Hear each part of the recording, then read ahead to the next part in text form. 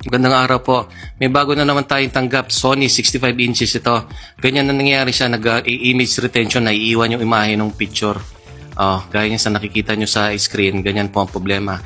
Ito ang modelo niya. Sony 65 inches.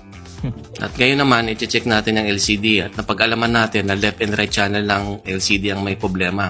Ang gagawin natin, i-modify natin yung left and right channel. Mga clock signal niya para makapasok yung signal na maayos at mapatino ang picture. 4 years old na rin itong TV kaya ganyan nagkaproblema. Karaniwan nagkakaproblema ang TV kapag umidad na ng 4 na taon pataas. Kaya bago papalitan muna ang TV, kailangan i-repair muna, sayang naman magagamit pa. Dito nalagyan ko na ng special technique. Pagkatapos natin ilagay lahat ng alam nating technique tsaka yung special technique, ito na. Ito na ang outcome. Okay naman na. Okay na. Very good na yung picture. Testing na lang ni Sir. Maraming salamat po. Kung may ganito po kayong sira ng TV o kahit ano pang sira ng TV, nagsiservice po ako around Metro Manila and nearby areas. Pwede rin po sa Nueva Ecija. Yes po, nagsiservice din po ako sa Nueva Ecija by appointment, pero madalas dito po ako sa Manila. Maraming salamat po. Maraming salamat kay Sir Rustico Zavala Aloro Jr. ng Marikina City. Salamat sir sa tiwala. God bless.